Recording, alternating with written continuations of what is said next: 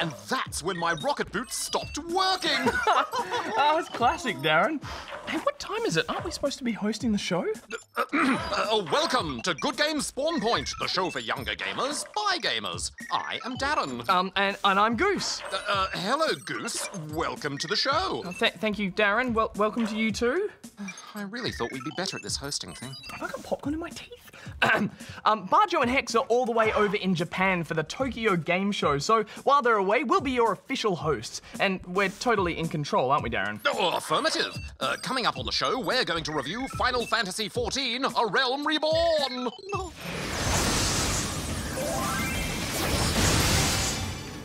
Plus, we take a look at the very cool SteamWorld Dig.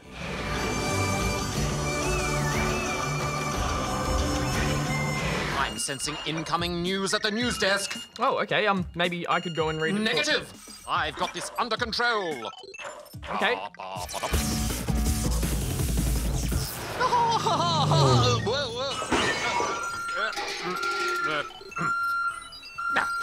Darren here with all the amazing robot news from around the world. A giant dragon bot called Tredino has been awarded the record for being the largest walking robot in the world. The fire-breathing robot, which took over 3 years to build, weighs in at 11 tons, stands 4.5 meters tall, and has a total wingspan of 12 meters. How cute. A Japanese robot by the name of Kirobo has become the first robot to speak in space. The tiny bot is about the size of a small dog and greeted Earthlings from his new orbital home on board the International Space Station. Kirobo is part of a study to see if non-human companions can help provide humans emotional support in isolated situations. And that's all the robot news for this week. And no Barjo to stop me.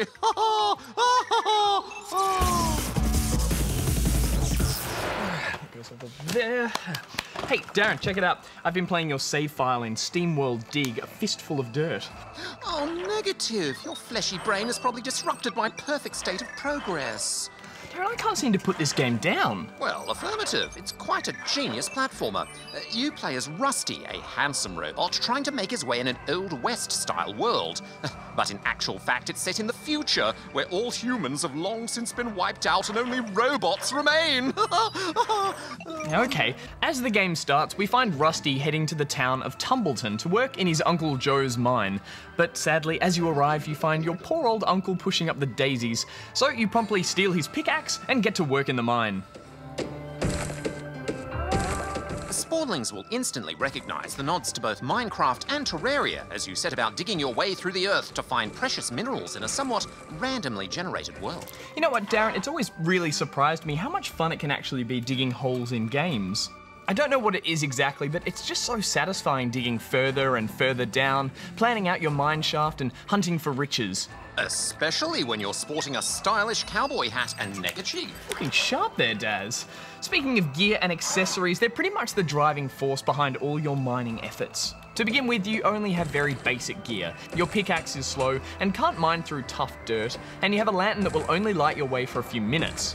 But once it runs out, you'll still be able to navigate through your mine, but you won't be able to see what minerals are around you, making effective mining a tricky task. You also only have a small satchel to start off with, which you'll fill up quickly. So you'll regularly find yourself making trips back up to the surface to either refill your lantern or exchange all your treasures for cash, which you can then spend at the various vendors for higher quality gear such as stronger pickaxes, bigger satchels, and longer lasting lanterns. It isn't all mindless digging, though. There's also a simple story to follow, and there's always an objective guiding your progress, often directing you to find caves which have special abilities or gear hidden away in them. One ability allows you to charge up a super jump, for example, while another unlocks a drill for digging through rock. These open up new ways of exploring and allow you to go ever deeper into the world. Yes, and what's especially important is these also help you to get back up into town because, as any hole digger will tell you, Darren, digging down is easy. It's digging back up that's the hard part. To start with, you can bring down ladder sections that will help you get out of tricky situations. But as you head deeper, you'll find bigger chasms that you'll need your special powers to get out of. The game does an excellent job of giving you the right gear at the right time, so you'll rarely be stuck somewhere you can't get out of. There's also a variety of shortcuts back to town that open up as you progress deeper down, so you won't have to constantly backtrack through your entire mine.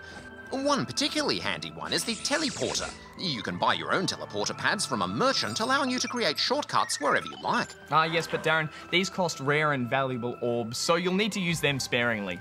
I also love how you become this super powered up mining machine, and there's always a new challenge awaiting you the further down you go, from tougher enemies to acid pools and mysterious mechanical worlds full of lasers, Darren. Oh, lasers, robots, mining, brilliant! I'm giving it a perfect 10 rubber chickens out of 10 rubber chickens. What more could you want from a game? Okay, Darren, calm down. I think you're being just a little bit biased there. But yes, this was a very good game, especially for a little downloadable title as well. I got very absorbed in my little mine, and I really love the Western setting and the music. I'm going to give this 8.5 rubber chickens. You know, Darren, the 2D retro graphics of this game really reminded me of some of those old Nintendo games. Affirmative. Side-scrollers were a mainstay of old games consoles, like the very first Nintendo Entertainment System.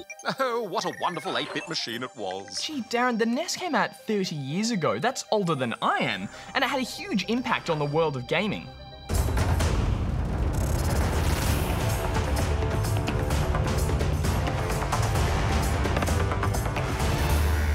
Darren, don't we have one lying around here in the den of gaming? Affirmative, somewhere. Hold on a minute. Hardware scan initiate. Scanning. Scanning Goose's filth. Scanning this mess. Scan complete. It's right under your chair. Oh, there it is. Thanks, Darren. Oh, look at it, it's so cute. Darren, did you know that when the NES was first released in Japan in 1983, it was originally called the Family Computer, or the Famicom? Before it launched in America, Europe, and Australia, Nintendo gave it a new outer shell and a new name. Thus, the NES was born. It wasn't a terribly powerful machine, even by the standards of the 1980s. The NES had an 8-bit processor at its core and less than 5K of RAM. In comparison, the Commodore 64 home computer had 64K of RAM. But the NES was designed to be expandable. Game cartridges, or game packs as they were called, could include special chips called MMCs, or Memory Management Controllers. MMC chips boosted the graphical power of the NES, and sometimes even had extra RAM. This tech allowed the NES to keep up with the times, and the console stayed relevant well into the 1990s. I think what really made the NES special was, of course, the games. Affirmative. Nintendo has a strong tradition of research and development when it comes to new game ideas. Instead of copying what everyone else was doing, they hired some of the very best engineers to come up with brand new ideas. Nintendo's most famous game designer is Shigeru Miyamoto, the creator of Super Mario, Donkey Kong, Excitebike, and The Legend of Zelda. He designed games that let players interact with game worlds in ways they never had before. Of course, Miyamoto-san's games weren't the only NES classics. Metroid was more than a platformer, it was a game of exploration. It made you feel like you were gingerly probing your way through a scary alien world. River City Ransom was highly customizable, adding RPG properties to the fighting game genre. And who could forget Tetris, the block-stacking puzzle arcade hit from Russia? Tetris won over millions of humans with its compelling Just One More Go gameplay. At their best, NES games weren't just compelling to play, they rose above the limits of graphics and sounds and became portals into the world of the imagination. Nintendo innovated with hardware as well. NES game packs supported battery backup, so players could save their games. This was a big deal in the 80s. Yeah, Darren, I remember that was a massive game changer. Before you could save your game straight to the cartridge, you had to write down these really long passcodes with a pen and paper and then re-enter it later just to pick up where you left off. Nintendo also paid close attention to every aspect of the console's physical design, from the optimal number of buttons for the control pad to the peripherals like the light gun. Yes, Darren, the Nintendo Zapper. I can't tell you how much fun I had with this thing. I found the best way in Duck Hunt was if you pressed it right up next to the screen, you could never miss the ducks. It was awesome. Oh, lasers! Oh, but that dog was really annoying. Affirmative. Consoles come and go, but the soul of the NES lives on. Happy birthday, NES. Yes, happy birthday, my old friend. All right, Goose. It's time to go answer all my fan mail at the Ask Good Game desk. Don't you mean answer questions, Darren? I suppose we could do that too. Come along, come along. I'm taking this with us. Fan mail. Nintendo. Delete that one. Darren, maybe we should answer at least one email that doesn't mention you. Well, oh, here's a good one from Sackboy, who's in Little Big Planet, New South Wales. How many did you delete? 2048. Hi, GGSP. I have some questions and rumours I need cleared up. 1. Is there going to be a Little Big Planet 3 on PS4? 2. I don't get LBP hub purpose. It sounds like LBP 1 and 2 in one game. 3. Is it true Sonic Adventure 3 is going to be on the third Sega and Nintendo team-up game? 4. Do you guys have a custom LBP2 map? 5. Shadow the Hedgehog is going to be remade for Xbox One and PS4. Please let Darren answer. Sackboy face! Oh. Well, Sackboy, Little Big Planet 3 hasn't been officially confirmed yet. However, a developer's resume was found on the internet which mentioned they were working on a Little Big Planet 3. So if that's true, it's in the works. But they didn't actually mention if it was for PS3 or PS4. We'd hazard a guess that it's going to be a PS4 game, as that's the newest system. As for LPB Hub, well, it's essentially meant to be a free version of Little Big Planet with a few select single-player levels and complete access to the Create mode, allowing for all PlayStation players to have free access to a game creation tool so they can share and play creations all for free. Oh. As for Sonic Adventure 3, well, firstly, that game is still just a rumour, so it may or may not exist, but the Adventure series hasn't ever been a Sega and Nintendo team-up effort. It's always been a purely Sega-made game. And there's already been more than 3 Sonic and Mario at the Olympics Games, not to mention Sonic's appearance in Super Smash Bros. Brawl, so even if it did exist, it wouldn't count as the third team-up game. And no, sadly, we don't have any custom LBP2 maps. As for Shadow the Hedgehog remake, well, we haven't heard anything about one, as it's also considered one of the worst games in the Sonic franchise, so I doubt they're going to remake that. But they do remake everything these days, so it's certainly not an impossibility. But now, load up the next question. All right. Okay, well, how about we move on to this one, which is from Dr. Cron in Cronland, Victoria. Hi, GGSP. I have Need for Speed Most Wanted, and I was thinking about getting Need for Hot Pursuit, but then they announced Need for Speed Rivals. Which should I get? Hope you can answer. Dr. Cron out. I can't help but notice there was no mention of me in that. Oh, well, it was still a really good question, Darren. Well, Dr. Cron, I'd say you should definitely pick up Hot Pursuit. It's a few years old now, so you can find it for just a few dollars in lots of shops. And we know it's a great game. And while Rivals looks good, it could turn out to be fairly average as well. Not to mention, Hot Pursuit is already available. Rivals isn't even out yet. A game in the hand is worth 2 in the bush, eh, Goose? Darren, why would a game be in a bush? Never mind. Makes no sense. All right, let's just move on to this one from Dark Knight in Adelaide, South Australia. Hi, I have 3 questions. 1. What is Minecraft rated? Because some of my friends tell not to play it because it's rated M. 2. Is a game called Naruto Ultimate Ninja Storm 4 is coming out next year in October? 3. Can you make Darren's lasers shoot out little puppies and kittens? Bye. Well, Dark Knight, your friends are actually wrong. Admittedly, the original PC version doesn't have an official rating from the Australian Classification Board, but the Xbox 360 version does, and they've rated it PG for mild violence. And seeing as both versions are quite similar, we'd confidently say that the PC version would fit into the same PG rating. As for a new Naruto Ultimate Ninja Storm game coming out next year, well, sadly, that hasn't even been announced yet, so we'd say it's just a rumour at best for now. It is possible, but until you hear any official announcement, there's no way you can know. And Darren, can you shoot out puppies and kittens from your lasers? Because that sounds really dangerous. Well, Goose, lasers are simply light-based energy beams which aren't capable of creating complicated life forms such as puppies and kittens. Okay, well, maybe you could just make your lasers look like puppies and kittens. Would that work? Oh, of course. Firing my lasers! Kittens! Oh, that's the cutest laser ever, Darren. Oh, very, very cute. There's probably enough of that now. Let's move along to this one from Will the Conqueror in Indooroopilly, Queensland. Dear Barjo and Hex, 1. I have trouble getting out of big holes in Minecraft. Is there a fast way to get out? 2. Can zombies make houses in Minecraft? Goodbye from Will. P.S. Darren is an uber noob. Outrageous! I'm nothing of the sort. I'm not a noob. Darren, I'm sure it's all right. I'm sure he was just joking. We all know you're not a noob. But, Will, as we mentioned earlier in our SteamWorld review, making your way back out of a hole can be very tricky. My advice is to dig your way down at an angle so you can create a stairway you can easily climb back out with. Or if you've just dug straight down, what you can do is simply look down and jump while placing blocks underneath yourself, and that way you'll get out nice and quick. And of course, zombies can't make houses. This is a preposterous idea. Next question. Okay, Darren. Well, let's move on to this one from Eamon, who's in Quakers Hill in New South Wales. How could a zombie build a house? I mean, they have no idea about structural integrity. All they do is they worry about brains all the time. Affirmative. Is Temple Run endless, or does it take really long to finish? I've heard you get to another temple, so please answer.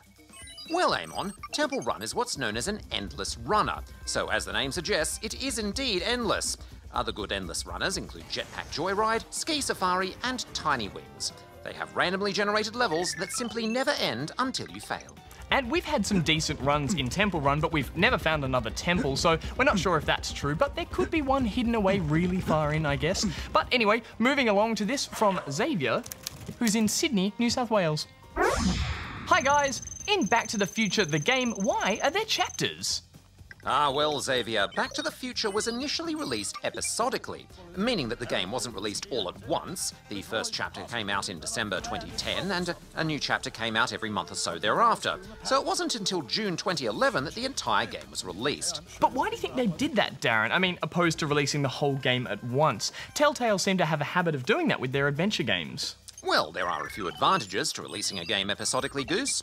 First of all, a developer doesn't have to actually complete the whole game at once, and can simply release each part as they complete it, allowing them to start making money from their work sooner. It also allows for gamers to try a small chunk of the game and see if they like it, without having to invest too much time or money. Also, it's a clever way of keeping the game in the public's mind, as every month they'll be reminded of it when the new episode releases. Okay, fair enough. It's quite a clever way to make a game, isn't it? Affirmative. Okay, well, right, I think we have time for just one more question, so let's go to this one from Game Addict 341, who lives in Sydney outside of Australia? Oh, he must be from Sydney, Canada. There's a Sydney in Canada. Affirmative.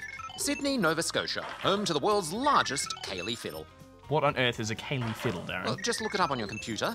Okay. And as you can see, it's absolutely enormous. It's a giant violin. How do game characters double jump? Well, Game Addict 341, there's not always a good reason behind how a character can double jump. Sometimes they seem to be able to pull off the act using pure magic. Jack from Jak and Daxter, for example, seems to be able to simply jump off thin air. But some characters do explain how they manage the trick. Banjo-Kazooie, for example, has Kazooie pop out of his backpack and use his wings for an extra jump boost. But anyway, I think on that note, we're out of time and emails, Daz. There was obviously a mail server problem today. There's usually thousands of emails addressed to me. Yes, well, okay, if you have a question for us or fan mail for Darren, just send it through here. Okay, back to the messy studio. Affirmative. Still so much debris everywhere. Really should clean this place up, Goose. Affirmative, Darren, but we've still got one more review to do. How about something a little bigger this time? Why not the new Final Fantasy MMO? Splendid idea, Goose. Final Fantasy XIV, A Realm Reborn, has some history, so I might just explain a bit about that first. Final Fantasy XIV was originally released back in 2010. It had a troublesome launch and received a lot of criticism, which left it with the lowest review scores of any game in the Final Fantasy series. In response, the developers publicly apologized for the game and started work on A Realm Reborn. And Reborn it is. With releases on both the PC and the PS3, it's one of the very few games to have cross-platform support. This means that if you own the game on PC and your friend owns it on a PlayStation, you can still meet up, hang out, and take on some nasties together. And that's pretty exciting news, especially for an MMO. Oh, affirmative. For those of you who are unfamiliar with the Final Fantasy series, don't be put off by the 14 in the title. While each Final Fantasy game has elements that are retained throughout the series, the stories are self-contained, so you won't be missing anything if you haven't played the other games. That said, there are plenty of nods to fans of the series which won't go unnoticed, not least the Chocobos. But first things first, character creation. No! I was actually a bit underwhelmed by the options here though. I'm not sure there was quite enough variety. And there aren't any robots. Very disappointing. You do get to select from a wide range of roles or jobs, and there is very little pressure in that decision, as later in the game you'll be able to switch between classes at will. A great feature that we're seeing more and more of in MMOs. Yeah, I love that freedom, Daz. One thing true to all Final Fantasy games is that they're unashamedly fantastical. One minute you're on a fantasy zeppelin about to embark on a mythical adventure, the next you're watching some sort of space tyrant deliver a speech about global domination. Eorzea, a blighted realm, riddled with false gods. It certainly keeps things interesting. The design is spectacular too. There's a real sense of scale to the world where everything feels appropriately grandiose. It feels like a huge, untamed world which really appeals to my inner adventurer. There's also a wonderful mixture of creatures ranging from cute to downright ugly and scary. The combat is similar to Final Fantasy XII, in which you took on enemies in an open-world environment. You'll mainly be facing off with one enemy at a time, and it's all a bit slow. For some classes, a lot of abilities can only be activated while your character is standing still.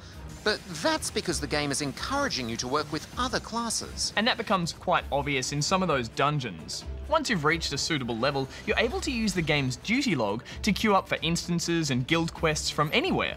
It will team you up with a balanced group of healers, damage dealers, and tanks to take on the tough enemies inside these dungeons. Affirmative. And it's not only instances that encourage team play. There are also events called fates which regularly occur in the open world. Large groups of people can jump in to take out swarms of baddies, or one large boss for a decent XP and gold reward. Darren, I love a game that brings people together like this. Oh, Goose, you old softy. Unfortunately, the PS3 hardware doesn't quite do the world justice. The graphics are heavily scaled back, and there are moments where the frame rate drops significantly.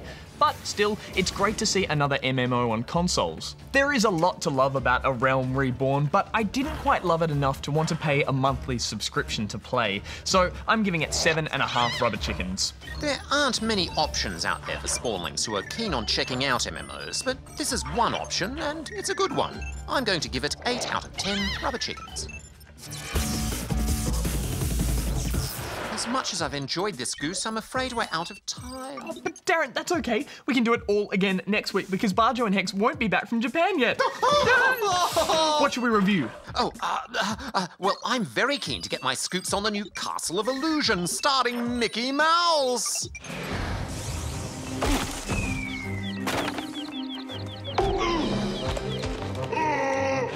Oh, that does look good. I'm sure Barjo and Hex will be quite envious of us.